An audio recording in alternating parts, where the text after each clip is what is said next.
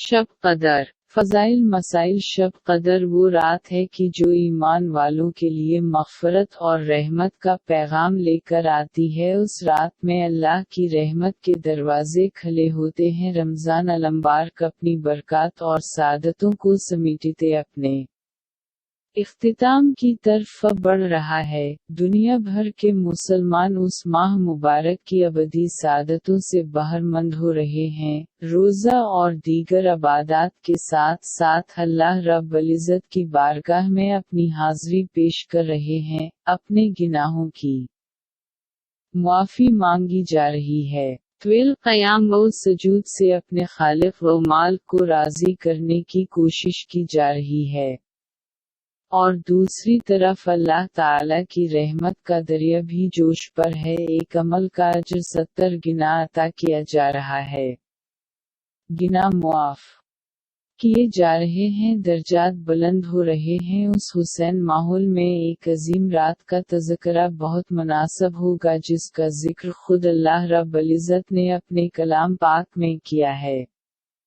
माह रमज़ान अल-मुबारक के आखिरी इशरा में मस्तूर ये अजीम रात गुनाहगारों की मग़फ़िरत की रात है, मुजरिमों की जहन्नम की आग से आज़ादी की रात है। ये इबादत, रियाज़त, तस्बीह व तिलावत, दरूद शरीफ की कसरत, नवाफ़िल, सदक़ात, खैरात, अज्ज़ व नियाज़मंदी, मुराक़बा व एहतिसाब अमल की रात है। उस रात को शब कदर इसीलिए कहते हैं कि अल्लाह ताला ने उसमें एक बड़ी कदर व मंज़िलत वाली किताब, एक बड़ी कदर व मंज़िलत वाले रसूल पर एक बड़ी क़ुद्र व मंज़िलत वाली उम्मत की रहनुमाई व इस्लाह के लिए नाज़िल फरमाई। चूँकि उस शब में अमाल सालिहा कबूल होते हैं और बारगाह रब्बुल इज़्ज़त में इनकी बहुत कदर की जाती है, इसलिए उसको शब कदर कहते हैं। यूँ तो मुख्तलिफ मकामात पर शब कदर की फ़ज़ीलत के मुतालिक मुतअद्दिद इरशादात मौजूद हैं, लेकिन चूँकि उस पर अल्लाह करीम ने खुद सूर उतारी है और उसके सारे फ़ज़ाइल खुद रब्बुल इज़्ज़त ने बयान फरमा दिए हैं, तो मुनासिब यही मालूम होता है कि सबसे पहले उस सूर का जिक्र हो जाए जो उस मौके पर नाज़िल हुई। उस सूर मुबारका में इरशाद हवा तर्जुमा, बेशक हमने उस कुरान को शब कदर में उतारा और आपने किया जाना कि शब कदर किया है। शब कदर 1000 महीनों से बेहतर है और उस रात में फरिश्ते और रूह जबरील अमीन अपने परवरदिगार के हुक्म से अमर खैर के लिए उतरते हैं। ये रात तुलू फजर होने तक सरासर सलामती है। सूर कदर 83 साल 4 माह की इबादत। उस सूर मुबारका से मालूम हो इक्का उसकी एक रात की इबादत 1000 महीनों से भी बेहतर है। अम्मत मुहम्मदिया पर अल्लाह करीम का ये फ़ज़ल अज़ीम है कि उसमें एक ऐसी रात है जिसमें अगर खुशू व ख़ुज़ू से इबादत की जाए तो उस का अजर 83 साल 4 माह की मुसलसल और बेरिया इबादत से ज़्यादा है। उसाई तैयबा में इबादत के अजर को उस हद तक महदूद नहीं किया बल्कि उसकी हदूद का तायीन अपने पास रखते हुए उससे भी ज़्यादा अजर व सवाब अता हो सकता है। उस ज़मन में मुख्तलिफ मुफस्सिरीन की आरा मौजूद हैं जिनको पढ़कर ये नतीजा अख़ज़ किया जा सकता है कि जो शख्स जितना ज़्यादा खुशू व ख़ुज़ू से अल्लाह की इबादत करेगा उसके अजर में इतना इज़ाफ़ा होगा। सूर कदर का शान नज़ूल। लैलतुल क़द्र के हवाले से नाज़िल होने वाली उस सूर के शान नज़ूल के हवाले से मुख्तलिफ रिवायात मौजूद हैं। सरकार दो आलम ने सना के सहाबा कराम साबिक़ा उम्मतों के लोगों की उम्रों की तवालत की बाबत गुफ्तगू कर रहे थे और उस बात पर मग़मूम थे कि उनकी उम्रें सबसे कम हैं। साबिक़ा उम्मतों के लोग इमाल में इब्न पर सबक़त ले जाएंगे और बाज़ जगह ये भी ज़िक्र है कि रसूल अल्लाह ने खुद ख़याल फरमाया कि मेरी उम्मत के लोगों की उम्रें कम हैं तो اعمال میں دیگر امتوں کے لوگ سبقت لے جائیں گے جس پر اللہ کریم نے یہ آیات نازل فرمائے۔ اگر ان آیات کے مضامین کو اختصار کے ساتھ بیان کیا جائے تو کچھ یوں ہوگا۔ ایک، اللہ کریم نے اس رات وہ کتاب نازل فرمائی جو بنی نوح انسان کی ہدایت کے لیے ہے اور ان کے لیے دنیوی و اخروی سعادت کا سامان ہے۔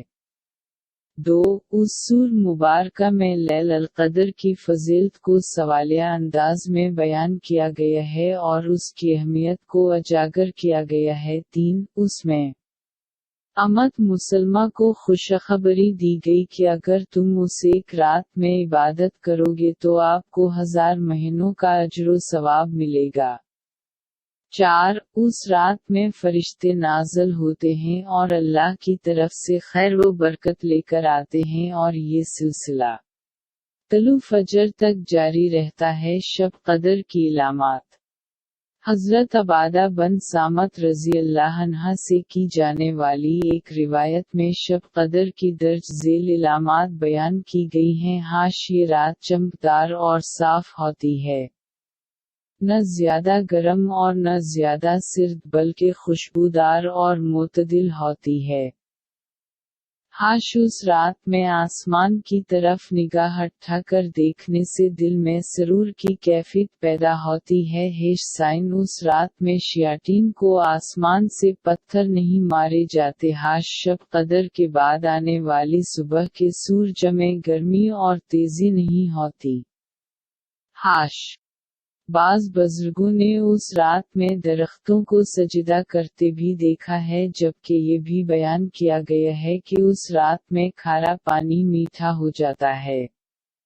شب قدر پوشیدہ کیوں؟ اللہ تعالی اور اس کے پیارے حبیب کا کوئی بھی کام خالی از حکمت نہیں ہوتا۔ مختلف علماء نے مختلف حکمتیں بیان فرمائی ہیں، لیکن یہاں پر صاحب ضیاء القرآن حضرت جسٹس پیر محمد کرم شاہ الازاری کی تحریر کردہ حکمتیں بیان کرنے پر اکتفا کروں گا جو انہوں نے ضیاء القرآن کی جلد پنجم میں تحریر فرمائی ہیں۔ آپ فرماتے ہیں کہ اس کو متعین نہ کرنے میں بھی کئی حکمتیں ہیں تاکہ مسلمان اس رات کی تلاش میں زیادہ نہیں تو کم از کم 5 راتیں اللہ تعالی کے ذکر و عبادت میں گزاریں۔ اگر رات متعین کر دی جاتے تو لوگ صرف اسی رات کو جاگتے اور عبادت کرتے، نیز اگر اس رات کو مقرر کر دیا جاتا تو اسے ذکر و عبادت میں گزارنے والے تو اجر عظیم کے مستحق قرار پاتے، لیکن اسے گناہوں میں صرف کرنے والے بھی سنگین سزا میں مبتلا کیے جاتے، کیونکہ انہوں نے شب قدر کو جانتے ہوئے اسے خدا کی نافرمانی میں ضائع کر دیا۔ اس لیے رحمت خداوندی کا تقاضا یہی ہے اسے مستور رکھا جائے، تاکہ اگر کوئی بد نصیب بے خبری میں اس رات کو گناہوں کی بھینٹ چڑھتا ہے تو اسے گنا ایک رات کا ملے اور جاگنے والے زیادہ راتیں جاگتے رہیں۔ حضرت انس رضی اللہ عنہ سے مروی ہے کہ نبی کریم نے ارشاد فرمایا کہ ترجمہ لیل القدر جبرائیل علیہ السلام فرشتوں کے جم غفیر کے ساتھ زمین پر اترتے ہیں اور فرشتوں کا یہ گروہ ہر اس بندے کے لیے دعائے مغفرت اور التجائے رحمت کرتا ہے جو کھڑے ہوتے ہیں یا بیٹھے ہوتے ہیں اور اللہ کے ذکر میں مصروف ہوں۔ ایک اور روایت میں ہے کہ ان لوگوں سے مصافحہ کرتے ہیں جو اللہ کی عبادت میں مصروف عمل ہوتے ہیں۔ حضور اکرم رمضان الانبار کے آخری عشرہ کے لیے خصوصی اہتمام فرماتے۔ بخاری و مسلم میں حضرت سیدہ عائشہ رضی اللہ عنہا سے مروی ہے کہ سرکار دو عالم کا یہ معمول تھا کہ جب آخری عشرہ شروع ہوتا تو آپ اپنا تہبند کس کر باندھ لیتے، راتوں کو ذکر الہی سے زندہ کرتے اور اپنے اہل و عیال کو بھی جگاتے۔ سیدہ عائشہ رضی اللہ عنہا سے ایک روایت میں ارشاد ہے کہ حضور اکرم جتنا مجاہدہ رمضان الانبار کے آخری عشرہ میں کرتے اتنا کسی اور عشرہ میں نہ کرتے۔ بخاری و مسلم کی ہی ایک اور روایت میں ہے کہ سرکار دو عالم نے فرمایا، جس شخص نے ایمان کے ساتھ ثواب کی نیت سے شب قدر میں قیام کیا اس کے سابقہ گناہ معاف کر دیے جاتے ہیں۔ ابن ماجہ کی ایک روایت ہے کہ سرکار دو عالم نے ارشاد فرمایا کہ جو مہینہ تم پر آیا اس میں ایک رات ایسی ہے کہ جو 1000 مہینوں سے بہتر ہے، جو شخص اس کی سعادت حاصل کرنے سے محروم رہا وہ ہر بھلائی سے محروم رہا۔ نیز فرمایا کہ لیل القدر کی سعادت سے صرف بد نصیب محروم رہ سکتا ہے۔ ابن ماجہ میں ہی ایک اور روایت ہے کہ سیدہ عائشہ صدیقہ رضی اللہ عنہا فرماتی ہیں کہ سرکار دو عالم رمضان المبار کے آخری عشرہ میں باقی دنوں سے بہت زیادہ کوشش فرماتے تھے۔